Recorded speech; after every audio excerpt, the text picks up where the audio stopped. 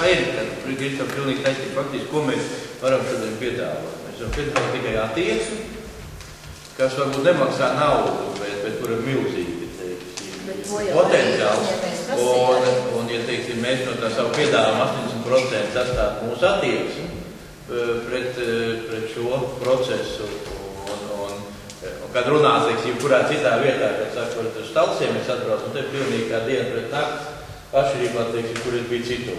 Nē, nu, un tad 20% ir tas, ko mēs finansiāli varam palīdzēt. Vairāk mēs dotā brīdī no pašvaldības puses, teiksim, nevaram. Un trešā lieta, bezjēdzīgi netērēt līdzekļus, tos pašus Eiropas līdzekļus, ka, piemēram, izbūvē kanalizāciju, un tad ierēķina to diametru tikai, kad ar mājasēmniecībām, pat ja tu galā ir kļauj, kur teorētiski varētu būt rūpnīca, bet viņi nekad mūžā nevarēs ielikt. Nu, tā ir vēl viena lieta, kas jāplāno uz priekšu, lai paši sev neierobežo to neķiem arī bezjēdzīgi. Bet attiecībā uz nodarbinātību mums ir jaunas lietas, es domāju, kooperācija. Par ko mums ir jārunā savā valstī. Jūs jau tā kā pieteicis, mums jārunā par loģistiku. Nē, nu tās lietas, tāpēc teiksim, tā problēma ir tā. Teiksim, attiecībā par kooperāciju. Nu, nevienam nav noslēpums, ka 49. gadā ar Klinti sadziņu kolhozos. Un tā cilvēks, teiksim, atmiņā, tāpat kā, teiksim, kāpēc mums ir problēma ar plānošanu šajā valstī. Es labi atceros. Līdz kādam 97. gadam, teiksim, tad publiski neviens nerunāja par plānošanu. Tāpēc, teiksim, ka pēc 90 gadiem, teiksim, plānošana saistījās ar plānojumu ekonomiju. Ja? Un tad, ja tu teici, ka jāplāno kaut kas, tu biji, teiksim, bijušais komunists, kas vēl tu tik atklājies. Un pēc tam lēnām saprat, nē, sāk skatīties apkārt, tad izrādās, ka cilvēks plāno, tāds neviens nedzīvo bez plānošanas. Bet tā ir attiecībā par kooperāciju. Tad nu, mums jāsadarbojas. Bet mēs esam individuāliši, teiksim, un tagad kā es, teiksim, man ir kaut kāda biznesa ideja, un es tagad ar viņu, tad ešu nozakstu to manu ideju, tagad, un beigās viņš man atņēmis to biznesu un to naudu un visu. Nē, es labāk sitīšos pats, bet problēma jau ir tā, pa vienam, teiksim, nākotnē, ja mēs sākam konkurēt, mēs vairs izsisties nevaram. Un tāpēc, teiksim, mums ir jārunā par to, ka kooperācija, mums vajag, ja ir šie mazie uzņēmumi, piemēram, teiksim, pat individuālais ražotājs, par ko tagad, teiksim, runājām, tad kādam vajag loģistiku nodarboties. Viņš var saražot to, bet kādam vajadzētu to paņemt, pārdot, jo viņam, teiksim, ja viņš pārdod vienu mantu, viņam pircēji nav. Bet, ja to piedāvāt, teiksim, 500 mantas, viņam uzreiz ir gatavs. Bet tā nav pašvaldība vairs. Tā ir paša biznesmeņu normāli, koleģiāli norganizēta vide. Vecītais tā ir piena kaut kādu pārstrādu, man trīs vajadzējas kādu, kas vedīs. Nav tik vienkārši. Jautājums ir tas, ko mēs te pirmā etapā runājām, un ko Redzīgi kungs arī teica.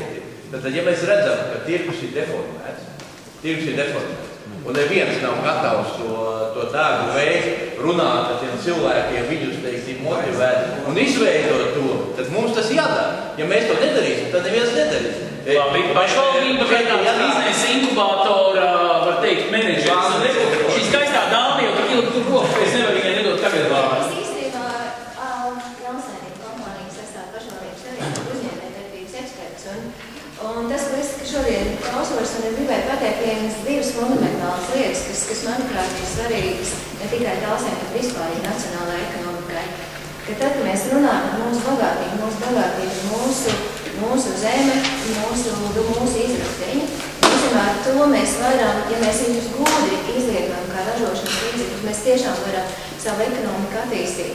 Un tas mani ļoti biedē, kas man ļoti uztrauc, ka tas ir tā milzīgā vērtība aiziet ārvalstu investoriem, ārvalstu kompānijām.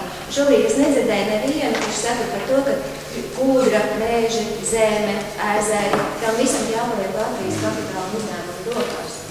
Un tā ir tā biedrījākā problēma, es pateikšu kāpēc.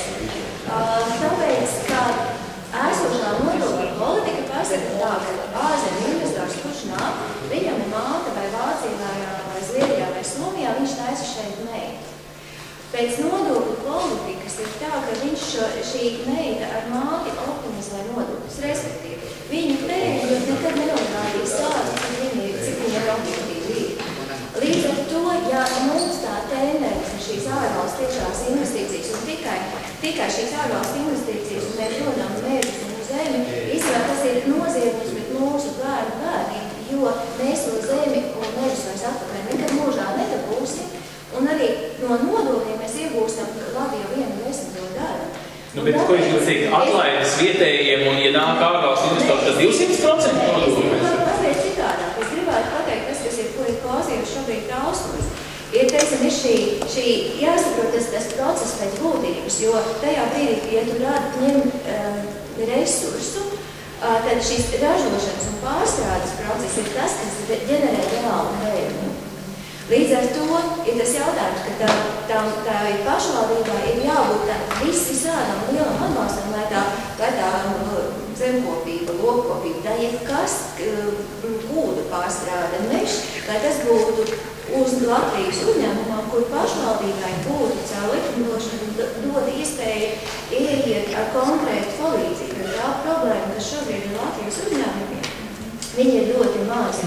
Un ja jūs, pieņemsiet, aiziesiet pat uz starta programmu, piesaistīsiet naudu, tad jūs varat noturēt, teiksim, kā mēs vakar, kad runājam mikro nodokļu līmenī, jūs strādājat ar 70,000 apgrozījumu, tad jums kaut kādu naudu akumulējat. Jums attīstīties nav fiziski iespējams. Jūs nevarat aiziet, jums ir grūti uzkrāt naudu, un jums ir ļoti grūti, teiksim, aiziet uz banku piesaistīt papildus finansēt. Līdz ar to tās ārzemju kompānijas ir ļoti privileģētā stāvokļa, jo tās mātes ir ar 100 gadu pieredzi, 150 gadu pieredzi, ar nodokļu subsīdijām, ar eksporta garantijām. Tas balsākais mums ir vienkārši, teiksim, Latvijas uzņēmējiem ļoti. Bet būdami šitādi tā kā nenovīdīgi pret ārzemnieku, kurš atvēl... Ok, nav pareizais vārds, bet mums taču faktiski šobrīd ir vajadzīgs darba vietas. Mums ir viena alga, kam viņas pieder, galvenais, lai cilvēkiem ir darbs. Tas te višķīgi tā kā vīde.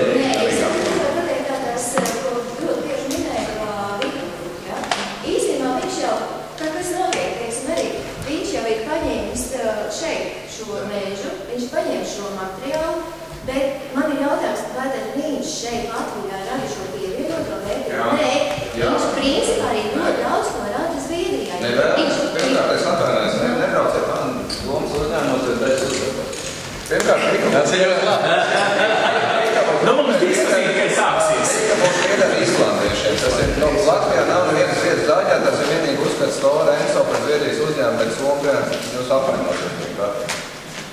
Vikavūdi ražo konstrukciju materiālu. Ja jūs Latvijā, bet mēs Latvijā nebūvējam koka mājas, tad ko darīt ar to konstrukcijas materiālu, kas ir saržots kā konstrukcijas materiāls? No viņa tā ļoti daudz tā materiāla apliet, ko viņš pārstrādā. Īstenībā nevar saržot arī savādāk veidu produktu. Ir konstrukcija, mēbeļi, sagatavojumi vispārējais. Ne jau Vikavūds nav vainīgs par to, ka Latvijā nav pietiekami liela tālāk apstrāde, kas no viņa nopērk un tālāk saražo kaut ko citu. Ja runā par īpašniekiem, šiem jauniem ārzemniekiem, ja runā konkrēti par Vikavūdu, viņš veido jūsu budžetā 4% no visu viens uzņēmums, 4% jūsu budžetu vismaz veido. Šajā gadījumā tiem pašiem jauniem īpašniekiem Latvijā ir tāds uzņēmums kā Bikolāts, kas atrodas gan Valmierā, gan vēl kaut kur. Viņš savukārt ražo gatavās mājas, koku, logus un visu pārējais. Šis uzņēmums, tā kā tie ir oficiālai dati, es varu minēt, šie uzņēmumi, ko jūs stāstāt, dēļ tā, ka Latvijā vismaz viena lieta, kas būtu uzbūvēta, normāli uzņēmēji ienākumu nodokļu politika, mums nav kā Francijā. Īstenībā mirtiem sajūt, ka viņi optimizē koncernu ietveros peļņu, viņi nosēdinot Latvijā. Tieši otrā, jo kaut vai šī Vikavūds ir 11. gadā nopelnījusi uzrādījis Latvijā un gāja. To es zinu, ka pēļņi nav celti, jo vienkārši tas ir vairāk kā 4 miljonu latu. Tā kā nebūvējies stāsts par ļauno ārzemnieku, kas